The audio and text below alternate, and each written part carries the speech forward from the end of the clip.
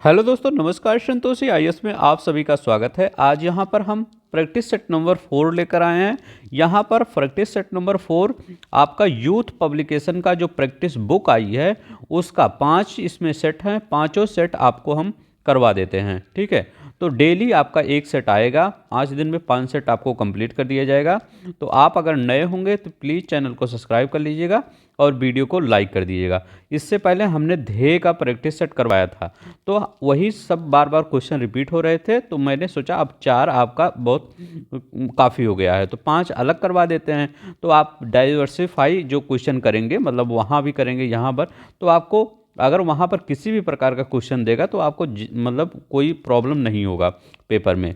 तो कई प्रकार के आपको क्वेश्चन कर लेंगे। तो यहाँ पर देखें किस प्रकार के क्वेश्चन यहाँ पर दिए गए हैं यूथ में, यूथ पब्लिकेशन में। तो चलते हैं, यहाँ पर आपका 60 क्वेश्चन होगा। 60 क्वेश्चन में जितना भी सही होगा आप कमेंट बॉक्स में करिएगा कितना आपका सही हो रहा है। तो चलते हैं, पहला देखते हैं क्या कह रहा है। वर्तनी की दृष्टि से निम्नलिखित में से शुद्ध शब्द है, बताइए कौन सा शुद्ध है। थोड़ा सा मैं बड़ा कर देता हूँ ताकि आपको दिखे। ये देखिए, बताइए कौन सा आपका शुद्ध शब्द है। यहाँ पर शुद्ध शब्द बताना है कौन सा है। तो आपका शुद्ध शब्द है आह्वान। याद रखिएगा, आह्वान आपका शुद्ध शब्द है। आह्वान। स्वावलंबन कैसे गलत लिखा गया है आपका, थोड़ा सा इसको, हाँ, स्वावलंबन, स्वावलंबन नहीं होता है। स्वावलंबन का होता है स्वावलंबी होता है। याद रखो, स्वावलंबी लंबन व्यक्ति नहीं होता, स्वावलंबी व्यक्ति होता है।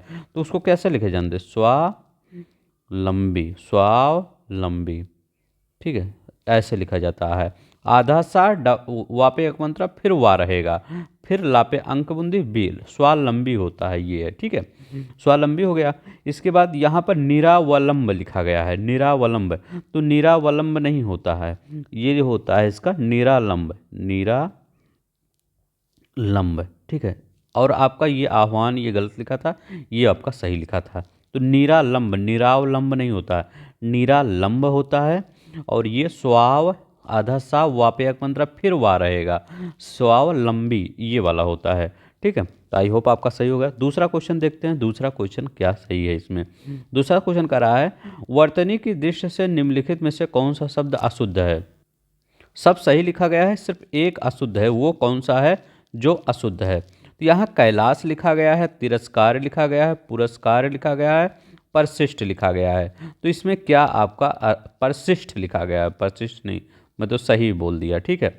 तो परशिष्ट नहीं होता है, टा होता है। यहाँ लिख दीजिए परशिष्ट, ठीक है, परशिष्ट, ठा नहीं होता तो परशिष्ट होता है। कैलाश देखिए इसीलिए वहाँ पर बड़ा सा लगा देता है, फिर आपको दे देता है। तो कैलाश बड़ा सा नहीं होता, छोटा सा होता है, ठीक है। तिरस्कार देखिए कैसा लिखा गया है, पुरस्कार, ठीक है, पुरस्कार कैसे लिखा है, ये सब सही है। तो परशिष्ट में टा रहता है, ठा नहीं होता है। तीसरा बताइए कौन सा सही है। वर्तनी की दृष्टि से कौन सा शब्द शुद्ध है, बताइए कौन सा शब्द शुद्ध है इसमें। तो एक ही शब्द शुद्ध है, कौन सा शब्द शुद्ध है, सामुद्रिक। सामुद्रिक कैसे लिखा जाता है। अब संन्यास कैसे लिखा जाता है। तो याद रखिएगा, संन्यास जब लिखा जाता है, सा पे अंक बुंदी रहता है, आधा ना, या पे बड़क पंतर सा, मतलब ऊपर अंक बुंदी भी रहेगा और ये आपका ये ना भी रहेगा, दोनों रहेगा संन्यास में। पूजनीय, बहुत बार सबसे ज़्यादा कोई क्वेश्चन पूछा गया है तो पूजनीय। तो पूजनीय जिसकी आप पूजा करेंगे वो पूर्ण होगा। भगवान की पूजा करेंगे तो भगवान पूर्ण है ना, अपूर्ण तो भगवान है नहीं। भगवान पूर्ण है, देवी देवता पूर्ण हैं, सब पूर्ण हैं। तो ये कौन है, आधा जा आ गया तो ये गलत है। तो इसको सिर्फ ऐसे लिख दिए पूजनीय, यही है आपका सही है, पूजनीय आपका शुद्ध है। अस्थायित्व, तो अस्थायित्व ये क्या, इसमें यहाँ का क्या गलत है। तो यहाँ पर या पे बड़ी मात्रा है ना, तो या पे छोटी मात्रा हो जाएगा, अस्थायित्व।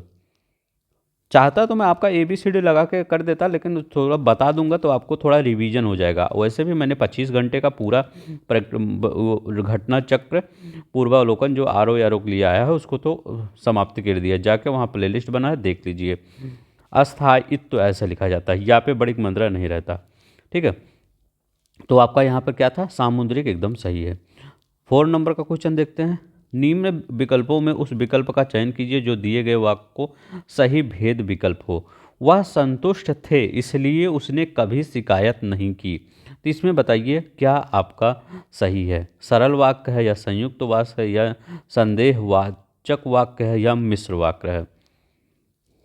तो ये है संयुक्त वाक्य है। याद रखिएगा, ऐसे भी क्वेश्चन कभी पूछ लिए जाते हैं, तभी मैंने सोचा इस टाइप का भी क्वेश्चन करवा दूं, क्योंकि मैंने पहले प्रैक्टिस से देखा, अच्छा था। ठीक है, तो ये कहा संयुक्त वाक्य है। क्या है? वह संतुष्ट थे इसलिए, इसलिए लगा ना, तो संयुक्त कब बात कर रहा है?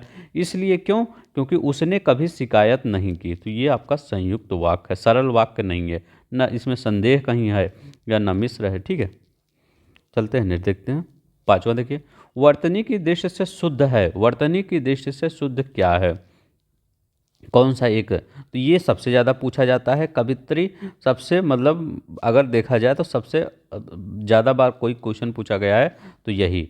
तो कवित्री कौन सा शुद्ध है? तो कवित्री आपका ये वाला सही है। ठीक है, कवयित्री कैसे लिखा जाता है? कवयित्री, ऐसे कवित्री लिखा जाता है, कवयित्री। ठीक है, तो ये आपका सही है। आकाश को आपको गलत लिख देता है। आकाश को कैसे लिखा है? छोटा आ नहीं होता, बड़ा आ रहता है।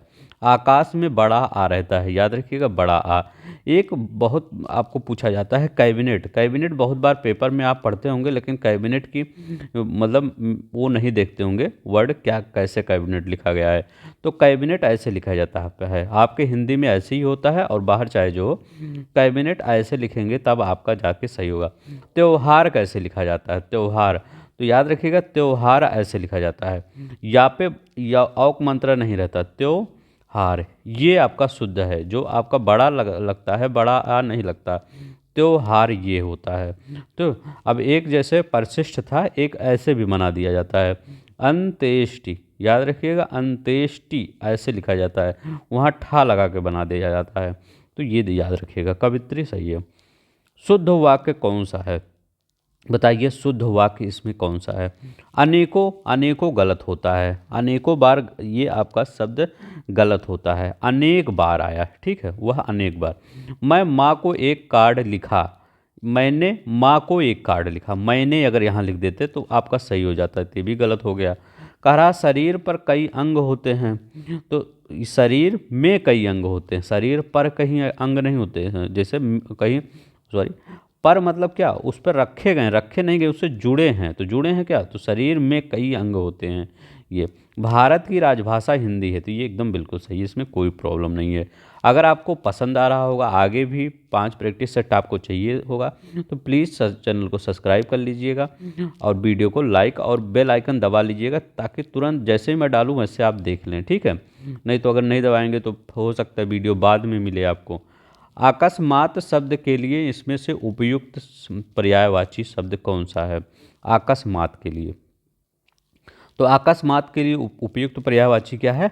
अचानक होता है, उसको क्या कहते हैं? अचानक कहते हैं, अकस्मात को अचानक कहते हैं। निम्न में 4 विकल्पों में उस विकल्प का चयन कीजिए दो दिए गए शब्दों में समानार्थी शब्द का विकल्प नहीं है। बताइए कौन सा जो समानार्थी शब्द का विकल्प नहीं है? तो ये बहुत ही अच्छा क्वेश्चन है, बताइए। अब देखिए यहाँ पर लिखा गया है तुहिन, पर्यायवाची का शब्द है, ये मत समझिए ये आपके सिलेबस के बाहर है, ये पर्यायवाची का है। तुहिन लिखा गया है, यहाँ पर आपका शबनम लिखा गया है, और ये तुषार लिखा गया है, ये किसी के पर्यायवाची हैं। तो ये बताइए किसके पर्यायवाची हैं? तुहिन, शबनम, तुषार, ये किसके? ओस के पर्यायवाची हैं। याद रखिएगा, ओस के पर्यायवाची। ओस के और कौन कौन किससे पर्यायवाची होते हैं? शीत होता है आपका, कड़ होता है, निहार अगर आपका कहीं लिखा गया है तो वो भी आपका ओस का पर्यायवाची होता है। ठीक है, तुहिन लिखा ही गया है, तुषार है ये, तो ये तुहिन और तुषार। शबनम भी होता है, याद रखिएगा, शबनम भी आपका ओस का ही पर्यायवाची होता है, ये सब ओस के पर्यायवाची होते हैं। फाका किसका पर्यायवाची होता है? फाका, जो आप उपवास रखते हैं, जैसे मोदी जी अभी राम मंदिर से पहले उपवास रखे थे, उसको क्या कहते हैं? फाका, फाका रखे थे मोदी जी, इसको उपवास कहते हैं। अनशन भी इसी में ले लिया जाता है, लेकिन अनशन उपवास में अलग होता है, लेकिन वो भी भूखा ही रहता है तो आदमी, तो ये अनशन लिख दीजिए, अनशन इसका। व्रत नहीं रखते हैं, व्रत भगवान शंकर भोलेनाथ का, बजरंगबली का, या कोई और आप देवता मानते होंगे उनका, सब व्रत रखते हैं तो व्रत होता है। निराहार ये सब होता है। फाका, फाका वर्ड याद रखिएगा, पूछ सकता है आपका। ठीक है, तो चलिए यहाँ पर कौन सा समानार्थी शब्द विकल्प नहीं है? तो ये आपका बी नहीं है। चलिए यहाँ देखते हैं, अंबर शब्द का अर्थ नहीं है, बताइए, अंबर शब्द का अर्थ नहीं है। तो अंबर मतलब क्या होता है? अंबर मतलब आपका आकाश होता है, ठीक है। अंबर मतलब क्या होता है? आकाश होता है। अंबर मतलब क्या होता है? कपास होता है। क्या कपास होता है? अंबर माने वस्त्र भी होता है, लेकिन अंबर माने अध्याय नहीं होता, याद रखिएगा। अंबर का अर्थ अध्याय नहीं होता है। अंबर का मतलब क्या? फलक भी होता है, फलक, ठीक है। अब अध्याय का क्या क्या पर्यायवाची हो सकता है? तो अध्याय का पर्यायवाची हो सकता है आपका खंड। खंड पूछा जाता है बहुत बार, खंड किसका पर्यायवाची है? भाग, ठीक है। सर्ग, ठीक है। स्कंद है, ये सब किसके पर्यायवाची हो? ये अध्याय के पर्यायवाची हैं। नेक्स्ट देखते हैं, इनमें से कौन सा शब्द अग्नि का पर्यायवाची नहीं है? प्लीज बताइए, अग्नि का पर्यायवाची नहीं है। अग्नि का पर्यायवाची, तो अग्नि का पर्यायवाची अमीय नहीं होता है, याद रखिएगा, अमीय नहीं होता। अमीय किसका पर्यायवाची? सुने होंगे, बहुत बार सुने होंगे। अमीय अमृत का पर्यायवाची होता है। किसका? अमृत का पर्यायवाची होता है। अमृत का सुधा भी होता है और पीयूष भी होता है, जीवन नोदक होता है, याद रखिएगा, अमृत का जीवन नोदक होता है। अग्नि, अग्नि का पर्यायवाची कौन है? वैश्वा नर है। यहाँ पर आपका वैश्वा नर भी है, अनल भी है। अनल को कैसे याद करेंगे? नल आता है, उसमें से पानी आता है, लेकिन अगर कोई चीज़ आ लगा दिया जाता है तो निगेटिव हो जाता है। तो आ मतलब निगेटिव, तो इससे पानी आएगा नहीं, तो वो क्या हो जाएगा? आग हो जाएगा। पानी का निगेटिव मतलब पानी का उल्टा तो आग ही होगा, तो ये क्या होगा? अनल। ऐसे रोहिताश्व, ठीक, और रोहिताश्व, ये किसका पर्यायवाची है? अग्नि का पर्यायवाची है। तो ये आपका तीनों सही हुए। इसमें से शत्रु का पर्यायवाची कौन सा है? बताइए, शत्रु का पर्यायवाची कौन सा है? 11 नंबर का। शत्रु का पर्यायवाची अर्य होता है, याद रखिएगा। शत्रु का पर्यायवाची आपका अर्य होता है, दुश्मन होता है। दुश्मन तो जानते होंगे। एक बैरी, बैरी भी जानते हो, अमित्र, प्रतिपक्षी, ये सब जानते होंगे। तो अर्य, शत्रु का अर्य होता है। निम्नलिखित में तिमिर का पर्यायवाची, बताइए, तिमिर का पर्यायवाची शब्द क्या है? तो तिमिर माने होता है अंधकार, याद रखिएगा। तिमिर का मतलब अंधकार होता है। इसको और क्या कहते हैं? तमिश्रा कहते हैं। तमिश्रा बहुत बार पूछा जाता है, तभी मैंने बताया तमिश्रा, ठीक है। अंधेरा, तमिश्रा, इसकी होता है। किरण का पर्यायवाची क्या होता है? तो किरण का पर्यायवाची होता है ज्योति। ज्योति आपका होता है। प्रभा आपका होता है। रश्मि होता है। दीप्ति होता है। ये सब मरीच ही होता है। मरीच बहुत बार पूछा जाता है, ठीक है। तो ये किरण, किरण के ज्योति, प्रभा, रश्मि, दीप्त, मरीच, ये सब किरण के पर्यायवाची है, ठीक है। तो चलते हैं, नेक्स्ट देखते हैं। रात, अच्छा रात का हाँ बचा है, रात का बता दीजिए, रात का पर्यायवाची क्या होता है? रात का होता है विभावरी, बहुत बार पूछा जाता है। विभावरी किसका पर्यायवाची है?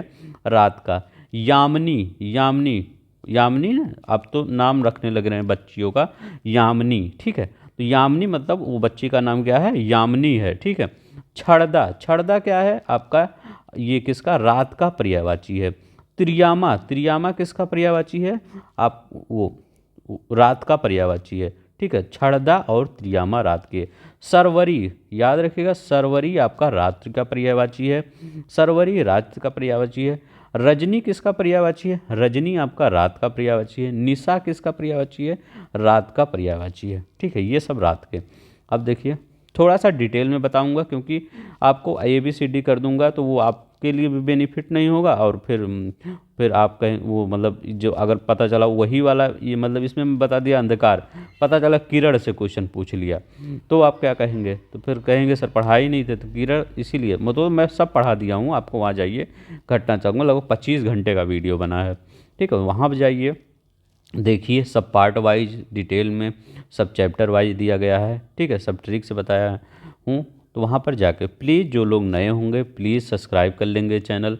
आप सब सब्सक्राइब करते हैं, हमको मोटिवेशन मिलता है। आप सब शेयर भी करते हैं, हमको मतलब उसमें यूट्यूब पे आ जाता है वो नोटिफिकेशन, शेयर किए तो हमको अच्छा लगता है, ठीक है। तो प्लीज़ आप सब्सक्राइब कर लीजिएगा और लाइक कर दीजिएगा वीडियो। वायु का पर्यायवाची क्या है? 13 नंबर का बताइए, वायु का पर्यायवाची क्या है?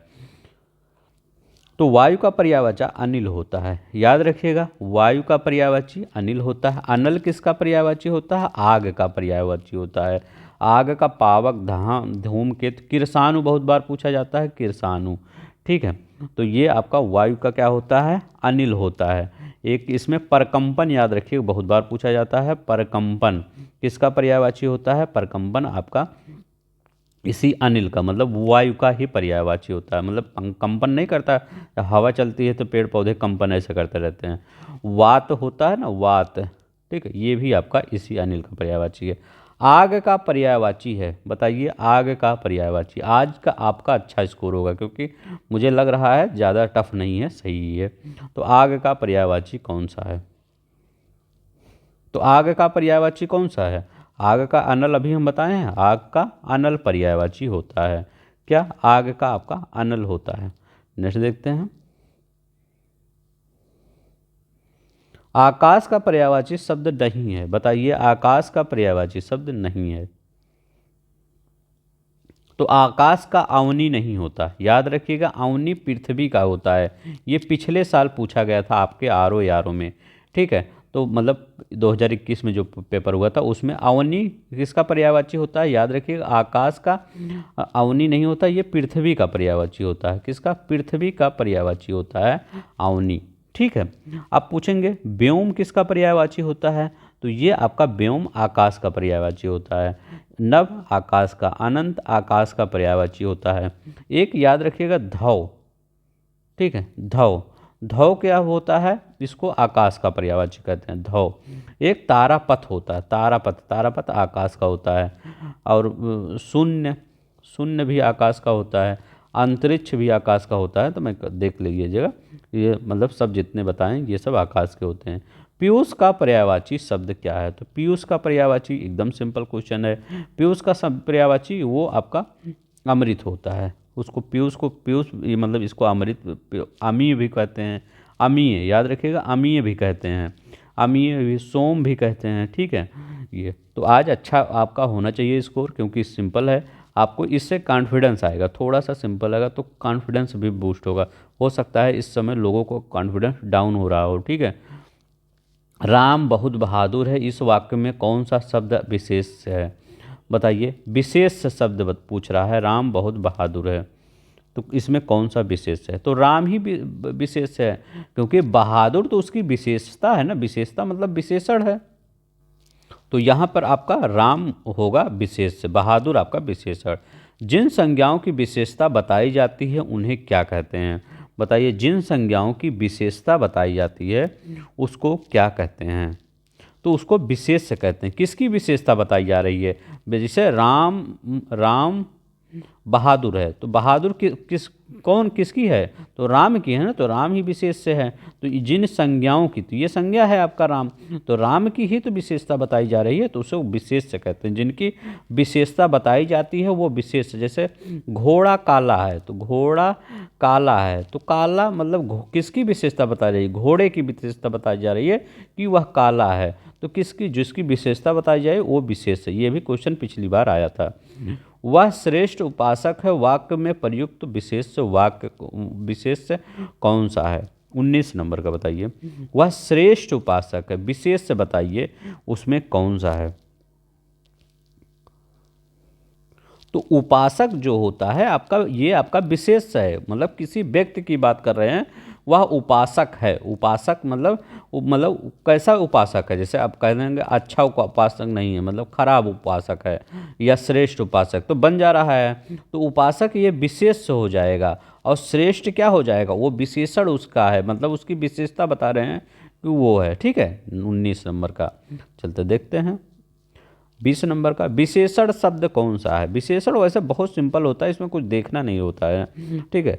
तो सबसे टफ अगर हिंदी में मुझे लगता है सबसे सब टफ वर्तनी होती है। अगर वर्तनी पे आप कमांड कर लिए, प्लीज़ मेरी बात मानिए, वर्तनी का जो मेरा वीडियो पड़ा है उसको देख लीजिए, एक एक ट्रिक से बताया हूँ कैसे वीडियो, मतलब कैसे वर्तनी पहचाना जाता है। अगर वर्तनी पे आप कमांड कर लिए तो जान लीजिए आपका हिंदी कंप्लीट हो गया। विशेषण शब्द कौन सा है, 20 का बताइए। विशेषण, तो विशेषण लाल पीला, घोड़ा लाल है, घोड़ा काला है, वही तो घोड़ा कैसा है, काला लाल, यही ये आपका विशेषण है। लाल कपड़ा, कपड़ा कैसा है, लाल है, तो ये विशेषण हो गया। कौन सा शब्द विशेषण है, बताइए कौन सा शब्द विशेषण, 21 नंबर का। तो विशेषण कौन सा शब्द है,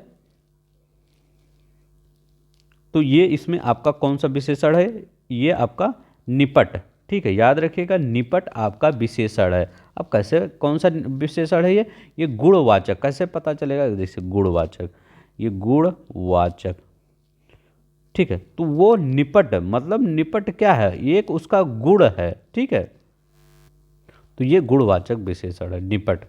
गुणवाचक विशेषण ज्ञात कीजिए। हमारे विद्यालय के आसपास आम का एक विशाल वृक्ष है, तो इसमें कह रहे हैं गुणवाचक कौन सा विशेषण होगा, गुणवाचक विशेषण, तो उसका गुण क्या है, इस वृक्ष का गुण क्या है कि वह एक विशाल वृक्ष है, ठीक है, तो विशेषण तो है लेकिन उसका मतलब काम वो है कि वह किस प्रकार का वृक्ष है, वह आपका विशाल है।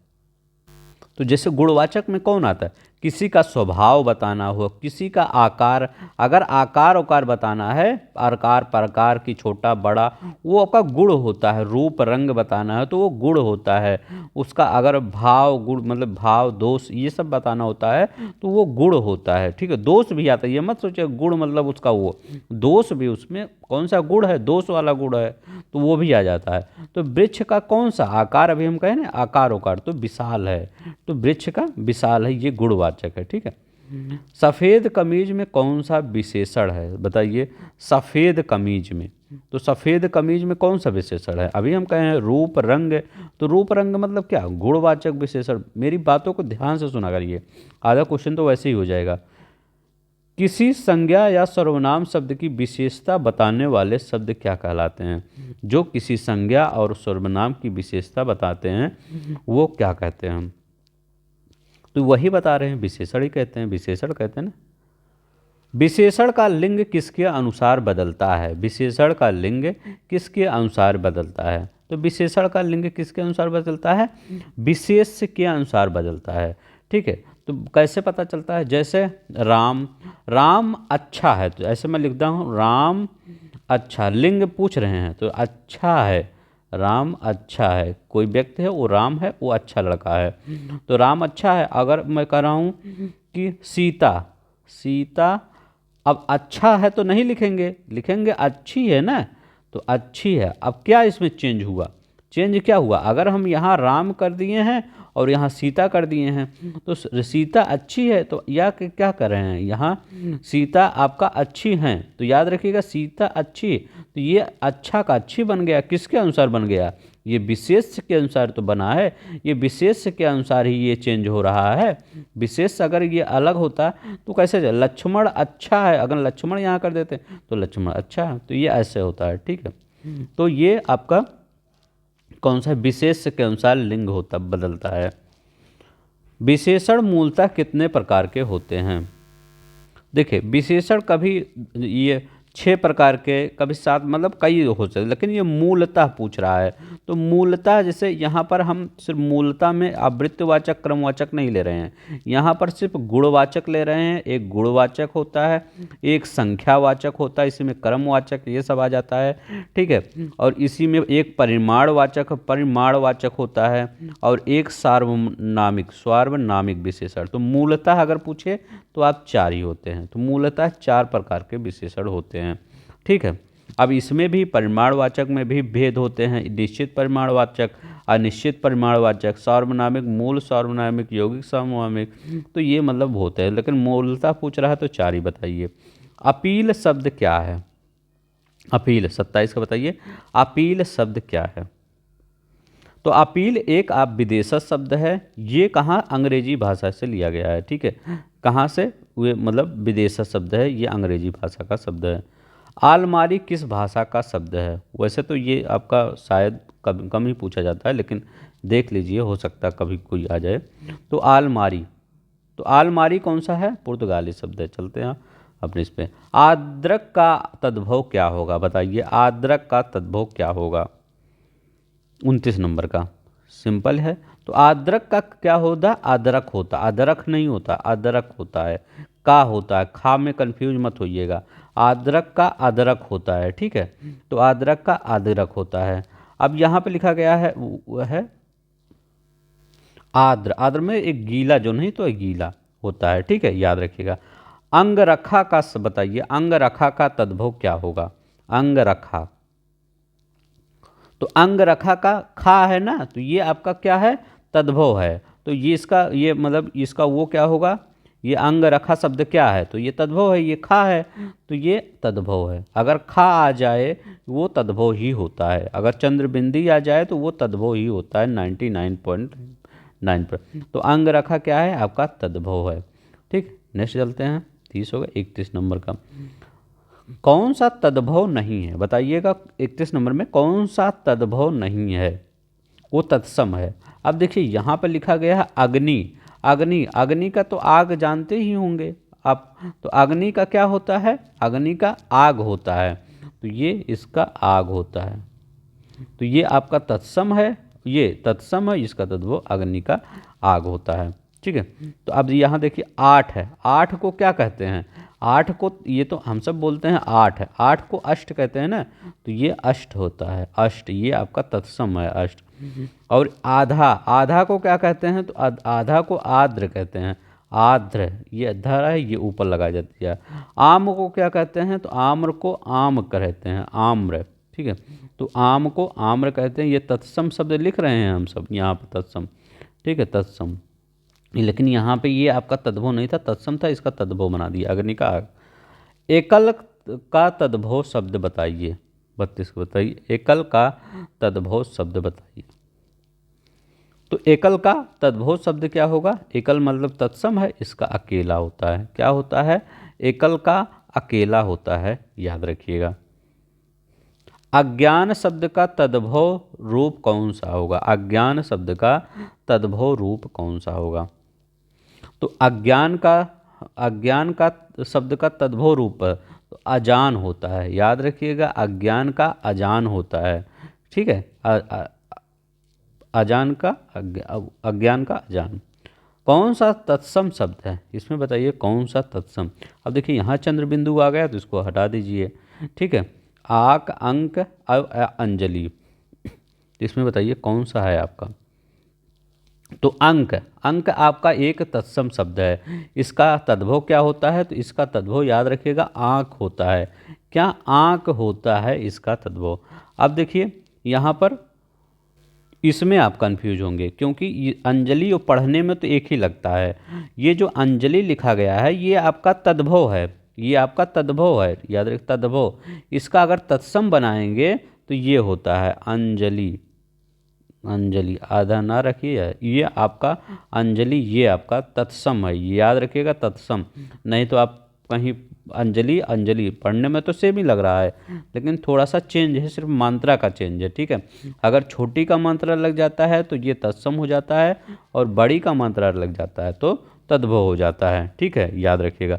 अनाड़ी शब्द का तत्सम कौन सा है, अनाड़ी का, अनाड़ी का तत्सम, तो अनाड़ी को अनार्य कहते हैं, याद रखिएगा, अनाड़ी को अनार्य कहते हैं, इसका अनाड़ी का तत्सम रूप अनार्य। अट्टालिका क्या है आपका, अट्टालिका तत्सम है, ये आपका तत्सम है, इसका तद्भव क्या बोला बनाया जाएगा, इसको अटारी बोला जाएगा, अट्टालिका को अटारी बोला जाता है। ठीक है, याद रखिएगा, अट्टालिका को अट्टारी बोला जाता है। अन्यत्र क्या है, ये आपका तत्सम है, इसका तद्भव क्या होगा, अनत होगा। ठीक है, अनत आपका तद्भव होगा। अट्टालिका का अटारी, अनारी का अनारी, अनारी बहुत बार पूछा जाता है। हिंदी शब्द में कौन सा शब्द पुर्तगाली भाषा से लिया गया है, बताइए कौन सा शब्द पुर्तगाली भाषा से लिया गया है, तो आलू आपका पुर्तगाली शब्द है। ठीक है, याद रखिएगा, आलू आपका पुर्तगाली शब्द है। कैंची कौन सा शब्द है, कैंची, तो कैंची आपका तुर्की शब्द है, याद रखिएगा, ये तुर्की है, ये भी तुर्की है। और अंग्रेज किस भाषा का शब्द है, ये फ्रेंच भाषा, अंग्रेजों का नहीं है, ये फ्रेंच भाषा का शब्द है, फ्रेंच भाषा का। ठीक है, इतना याद रखिए। 37 का देखिएगा, खाद्य सामग्री जो यात्रा के समय रास्ते में उपभोग के लिए दी जाती है, एक शब्द क्या होगा, उसको बताइए। जो मतलब जैसे आपके घर से कोई गया तो आप क्या दिए उसको, रास्ते में खाने बना के घर से कुछ दे दिए, तो वो आपका ट्रेन व्रेन में खा लेगा, या बस में जाएगा, जो भी जाएगा जहाँ से, तो वो खा लेगा, तो वो उसको क्या कहा जाता है, तो याद रखिएगा, उसको पथेय कहा जाता है। क्या कहा जाता है, उसके लिए एक शब्द होता है, पथेय। ठीक है, ये खाना बदोश क्या होता है बताइए? जिसका कोई ठौर ठिकाना ना हो। खाना बदोश को क्या कहा जाता है? जिसका कोई ठौर ठिकाना ना हो उसको कहा जाता है। 38 नंबर का बताइए, बिना स्वार्थ के कार्य करने वाले के लिए एक शब्द क्या होगा? अच्छा क्वेश्चन है, बताइए। आपका अच्छा स्कोर आज जा रहा होगा, ठीक है। मैं सोचा आप थोड़ा सा, आपको सिंपल मतलब टफ हो सकता होगा, थोड़ा सा सिंपल कर लेते हैं, थोड़ा सा कॉन्फिडेंस आपका बूस्ट हो जाए, ठीक है। फिर हम तो टफ कर ही लेंगे ही, तो उतना भी टफ सिंपल नहीं है जितना भी सोच रहे हैं। तो ऐसे ही क्वेश्चन आएंगे, मतलब ज़्यादा टफ नहीं आएगा, ठीक है। तो इसका बताइए क्या होगा? तो बिना स्वार्थ का निस्वार्थी होता है। क्या? निस्वार्थी होता है। सहायक किसका? सहायता करने वाला, जो भला चाहता है उसको हितैषी कहते हैं। जिसका जन्म कन्या के गर्भ से हुआ हो उसके लिए एक शब्द बताइए। जिसका जन्म कन्या के गर्भ, यहाँ पर एक चीज़ ये सही है, सब मिक्स करके दिया गया है, ठीक है। तो जिसका जन्म कानीन होता है, जिसका जन्म कन्या के गर्भ से हुआ है उसको कानीन कहते हैं। क्या? कानीन। जिसके आने की तिथि ना हो, वाक्य के लिए एक शब्द बताइए। जिसके आने की तिथि ना, कहें अतिथि नहीं, अतिथि देवो भव, ठीक है। ये मूवी भी एक है किसकी, अजय देवगन की मूवी है, ठीक है। अतिथि, कब जाओगे या कोई आओगे, ठीक है, यही ऐसे ही कुछ मूवी है। तो ये अतिथि है। अंडे से जन्म लेने वाला वाक्यांश के लिए एक शब्द है, ठीक है। अंडे से जन्म लेने वाला, तो उसको क्या कहते हैं? अंडज कहते हैं, ठीक है। जो अंडे से जन्म लेता है उसको अंडज कहते हैं। जो जल से उत्पन्न हो उसको जलज कहते हैं, ठीक है। जो जल से उत्पन्न हो उसको जलज कहते हैं, जो अंडे से अंडज। जिसे वचन द्वारा व्यक्त ना किया गया जा सके, वाक्यांश के लिए बताइए शब्द। जिसे वचन द्वारा व्यक्त ना किया जा सके उसके लिए क्या शब्द होगा? तो उसके लिए शब्द होगा अनिर्वचनीय, ठीक है। क्या होगा? अनिर्वचनीय उसके लिए शब्द होगा, जो वचन द्वारा व्यक्त ना किया जा सके। अनुकरणीय क्या होता है? तो याद रखिएगा, जो अनुकरण करने योग्य है, मतलब जो अनुकरण करने योग्य है अनुकरणीय होता है।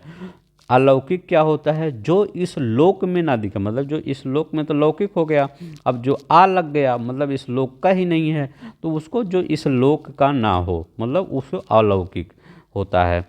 अनिवार्य का क्या होता है? जिसके बिना काम ना चल सके, ठीक है। अनिवार्य का क्या? जिसके बिना काम ना चल सके उसको अनिवार्य कहते हैं।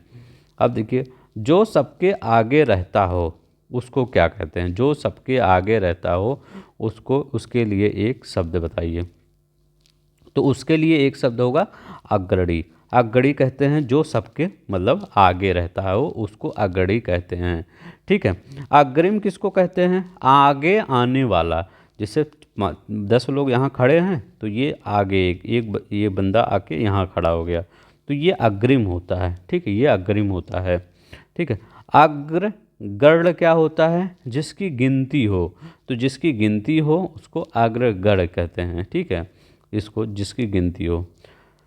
जो देखने योग्य ना हो, बताइए, जो देखने योग्य ना हो, वाक्यांश के लिए एक उचित शब्द बताइए। तो उसके लिए क्या शब्द होता है? तो आदर्शनीय, उसको उसके लिए क्या होता है? जो देखने योग्य ना हो उसको आदर्शनीय, मतलब उसका दर्शन आप नहीं कर सकते हैं, ठीक है। उसको क्या कहते हैं? आदर्शनीय। अब यहाँ पर क्या अप्रत्यक्ष क्या होता है? या जो दिखाई ना दे वो अप्रत्यक्ष होता है। अदृश्य क्या होता है? जो वस्तु हमारे आंखों से भी दिखाई ना दे वो, मतलब जो रही लेकिन अदृश्य हो गई, मतलब थी लेकिन अदृश्य, वो थे लेकिन गायब हो गई, वो अदृश्य। अप्रत्यक्ष मतलब जो दिखाई ही ना दे, ठीक है, अप्रत्यक्ष होता है, ठीक है। इसमें कंफ्यूज मत होइएगा। यहाँ पर अवर्णनीय लिखा गया, ये वर्णनीय नहीं लिखा, इसका होगा अवर्णनीय। अवर्णनीय, तो इसको ये कहते हैं, तो इसको क्या कहते हैं? अवर्णनीय। इसको क्या कहते हैं? जिसका वर्णन ना किया जा सके, जिसका वर्णन नहीं किया जा सकता वो अवर्णनीय होगा। और जो देखने योग्य ना हो उसको अदर्शनीय कहते हैं वो, ठीक है, मतलब वह देखे नहीं जा सकता। जिसका जन्म बाद में हुआ हो उसको क्या कहते हैं? बताइए। जिसका जन्म बाद में हुआ है तो उसको अनुज कहते हैं। जो जिससे आप बड़े भाई हैं, आपके एक छोटा भाई हैं, तो वो क्या कहेंगे, तो वो आपको मतलब वो आप उनको अनुज कहेंगे। और जो पहले जन्म हो, जो पहले हुआ, जो यहाँ पे था, यहाँ नहीं बताया, मैं सोच रहा था यहीं बता देता हूँ। तो ये जो आपका अग्रज होते हैं, ये आपके बड़े होते हैं जो पहले जन्मा है, तो ये आप अग्रज, ये छोटे भाई आपको अग्रज बुलाएंगे, और ये जो बड़े हैं तो आप इनको अनुज बुलाएंगे, ठीक है। और बड़ी बहना क्या होता है, अग्रजा क्या होता है, जो बड़ी बहन, मान लीजिए आपकी यहाँ पे सबसे बड़ी बहन है, आपकी 3 लोग हैं, आपकी सबसे बड़ी बहन, तो ये अग्रजा बोलेंगे, ये भी इनको अग्रजा बोलेंगे, बड़ी बहन है, ठीक है। तो ये अग्रजा। नीचे दिए गए उचित वाक्यांश के लिए एक विकल्पों का सद कीजिए। 46 का बताइए क्या सही होगा। थोड़ा सा मैं समय देता हूँ इसलिए आपको थोड़ा सा आप बता दें, ठीक है। जिसका मन किसी दूसरी ओर लगा हो उसको अन्मनस्क कहते हैं, ठीक है। जैसे आप पढ़ रहे हैं, अब आपका मन कहीं और लगा हुआ है, मतलब लगा नहीं होगा, आप सब यहीं होंगे, लेकिन हो सकता है कभी कभी आपका मन कहीं और चला जाता हो, तो उसको अमनस्क कहते हैं। याद रखिएगा, अपन जहाँ आप पढ़ते होंगे, जहाँ या लाइब्रेरी में पढ़ते होंगे या कहीं भी पढ़ते होंगे, वहाँ पर ये शब्द लिख लीजिए, अमनस्य या अन्नम मनस्य, जिसका मन दूसरी ओर लगा हो। तो जैसे इसको देखेंगे फिर तुरंत आपके बुक पे आ जाएगी, आपके टेबल पे आ जाएगी, ठीक है, कहीं भी आप पढ़ते हो तो यही ये वर्ड लिख लीजिए। तो जिसका मन किसी दूसरी ओर लगा हो, ये कोई दूसरा समझ भी नहीं पाएगा, ठीक है, जो हिंदी नहीं उतना पढ़ा है उतना समझ भी नहीं पाएगा, ठीक है, लगा हो, उसके लिए ये शब्द है। किसी और स्थान पर, तो उसको किसी और स्थान पर उसको अन्यत्र कहते हैं, आ अधना यत्र, उसको अन्यत्र कहते हैं, ये तत्सम शब्द है। जो पहले ना हुआ है हो, तो अभूतपूर्व कहते नहीं, ये अभूतपूर्व था, ये जो पहले हुआ ही नहीं था, ठीक है। जो नया ना हो, जो नया ना हो क्या होता है, अनूतन, अनूतन। अभी जैसे भगवान श्री रामचंद्र जी का प्राण प्रतिष्ठा हुई तो ये अभूतपूर्व है, ये पहले कभी नहीं हुआ, तो वो अभी तो पूर्व है, याद रखिएगा। 47 का देखिए, निम्नलिखित में से अशुद्ध वाक्य कौन सा है, बताइए 47 का अशुद्ध वाक्य कौन सा है।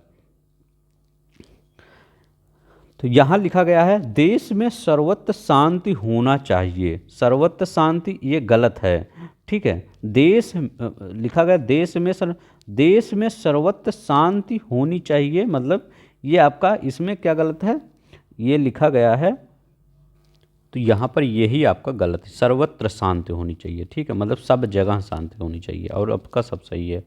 इनमें से शुद्ध वाक्य कौन सा है, ठीक है, वाक्य बताइए शुद्ध कौन सा है। तो इसमें से मैंने पुस्तक पढ़ी, आपका ये सही है, मैंने पुस्तक पढ़ा ये गलत है, मैंने पुस्तक पढ़ी ये सही होगा। राम के अनेकों आगे जब वैसे भी, मेरे को, तेरे को, मेरे को यहाँ नहीं चलेगा, ठीक है, हिंदी में। तो 48 का सी। कौन सा वाक्य शुद्ध है बताइए।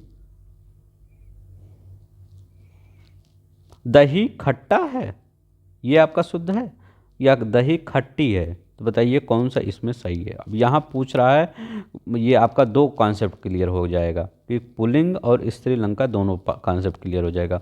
तो दही शब्द पुल्लिंग के अर्थ में प्रयोग किया जाता है, ठीक है, दही पुल्लिंग है, कई बार आपके पेपर में पूछा गया है दही किस प्रकार का शब्द है, तो दही पुल्लिंग है, ठीक है।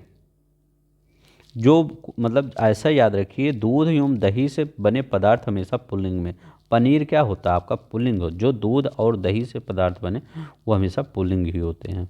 तो दही खट्टा है, याद रखिएगा, यहाँ खट्टी नहीं है, दही खट्टा है। लिंग की दृष्टि से अशुद्ध वाक्य बताइए, अशुद्ध वाक्य। देखिए यहाँ 2 कॉन्सेप्ट आपका क्लियर, एक लिंग भी आपका, एक शुद्ध अशुद्ध भी क्लियर हो, ऐसे भी क्वेश्चन आपके बनेंगे। तो बताइए कौन सा एक अशुद्ध है। तो यहाँ पर आपकी चरित्र अच्छी है, आपका चरित्र अच्छा है, ऐसे होना चाहिए ना, आपका चरित्र अच्छा है वो होना चाहिए ना, तो ये गलत है। यहाँ पर 51, सभ्य व्यक्ति किसी का अपमान नहीं करते, उपयुक्त विलोम शब्द का चयन कीजिए। तो ये सभ्य का विलोम बताना है, क्या होगा सभ्य का विलोम, सभ्य का असभ्य होता है, ये असभ्य है, ठीक है। विलोम शब्द की दृष्टि से सही युग्म सुमेलित नहीं है, बताइए कौन सा सही युग्म है जो आपका सुमेलित नहीं है। तो अग्नि का आग थोड़ी होता है, अग्नि का आग सुने होंगे, नहीं, अग्नि तो दोनों एक ही हो जाता है, तो यही आपका गलत है और सब सही है। दिए गए विलोम शब्द ज्ञात कीजिए। ऊर्ध्वगामी 53 का बताइए। ऊर्ध्वगामी का क्या होता है? तो ऊर्ध्वगामी का अधोगामी होता है। क्या होता है? ऊर्ध्वगामी का, हाँ मतलब ऊर्ध्वगामी का अधोगामी होता है। तो ऊर्ध्वगामी का अधोगामी होता है। विमुख का क्या होता है? सम्मुख होता है, सम्मुख होता है। अधम का क्या होता है? अधम का उत्तम होता है, उत्तम होता है। उदयाचल का अस्ताचल होता है। क्या? अस्ताचल। 54 का बताइए। कौन सा शब्द सबसे अच्छा विकल्प है? तो बताइए कौन सा शब्द जो मतलब विलोम की दृष्टि से सबसे। क्रुद्ध का विलोम क्या होगा? क्रुद्ध का विलोम आपका जो क्रुद्ध होता है एक शांत होता है, तो क्रुद्ध का विलोम शांत होता है, याद रखिएगा। अधिक का विलोम क्या होता है? न्यून होता है। क्या होता है? अधिक का न्यून होता है। अक्सर का क्या होता है? अक्सर का, जैसे कोई लोग अक्सर आ जाते हैं, अक्सर अक्सर मतलब अब मतलब बार बार आते हैं, तो अक्सर मतलब क्या होता है? कभी कभी आना, तो कभी कभी, ये इसका कभी कभी होता है। स्याह का विलोम है, बताइए स्याह का विलोम क्या है? तो स्याह का विलोम क्या होता है? स्याह का विलोम सफ़ेद होता है, याद रखिएगा। स्याह का विलोम सफ़ेद होता है। आप प्रकट का विलोम क्या होता है? आप प्रकट का, तो ये प्रकट होता है। परोक्ष का विलोम क्या होता है? तो परोक्ष का बहुत बार पूछा जाता है, प्रत्यक्ष होता है। डूबना का क्या होता है? तो तैरना होता है। अतिवृष्टि का क्या होता है? बहुत बार ये भी पूछा गया है, अतिवृष्टि का क्या होता है? तो पता है ये सब होगा, अनिवृष्टि होता है। अतिवृष्टि का अब आर्द्र का विलोम, आर्द्र माने गीला, इसके मतलब शुष्क होता है। बाढ़ का विलोम क्या होता है? बाढ़ का मतलब सूखा होता है। ठीक है। रेगिस्तान का, तो रेगिस्तान का जो एकदम रेगिस्तान एरिया है इसका उपजाऊ होता है। 57 का हिंसा का विलोम बताइए, हिंसा का विलोम क्या होगा? 57। तो हिंसा का, हिंसा गांधी जी वाला, ठीक है। तो हिंसा का हिंसा। कौन सा शब्द आरोह का विलोम है? आरोह का, आरोह का विलोम। तो आरोह का क्या होता है? अवरोह। तो आरोही शब्द होता है, एक आरोही शब्द होता है। आरोही मतलब पहले छोटा, फिर उससे बड़ा, फिर उससे बड़ा। एक अवरोही होता है, अवरोही मतलब बड़ा कर दीजिए, फिर छोटा, फिर उससे छोटा, फिर उससे छोटा, ऐसे होता है अवरोही अवरोह। अल्प का क्या होता है? अल्प का बताइए। अल्प का क्या होता है? तो अल्प मतलब बहुत कम, और एक जो कहते हैं बहुत अति कर दिए भैया, अति कर दिए हो, तो ये अल्प का अति होता है। आसक्त का विलोम, प्लीज़ लास्ट क्वेश्चन करने से पहले प्लीज़ सब लोग सब्सक्राइब कर लेंगे चैनल को, और वीडियो को लाइक कर देंगे, और कमेंट बॉक्स में अपना आंसर लिख देंगे, ठीक है। अब इसका जो जितना भी होगा सब पूरा दे दिया जाएगा, जितने लोग कमेंट करेंगे। आज तो लाए नहीं, तो कल आपको इसका नया जो है सेट इसको दे दिया जाएगा, कितने लोग का रैंक क्या है। तो 60 का बताइए। तो ये होता है आसक्त का अनासक्त, आसक्त का अनासक्त। अधम का क्या होता है? अधम का उत्तम होता है। निरुत्साह का क्या होता है? तो उत्साह होता है, ठीक है। निमग्न हो क्या होता है? तो आमग्न होता है, आमग्न, ठीक है। तो इतना आप कर लीजिएगा। जो लोग नए होंगे प्लीज़ सब्सक्राइब कर लेंगे, वीडियो को लाइक करेंगे। आज के लिए धन्यवाद, नमस्कार, जय हिंद, जय भारत।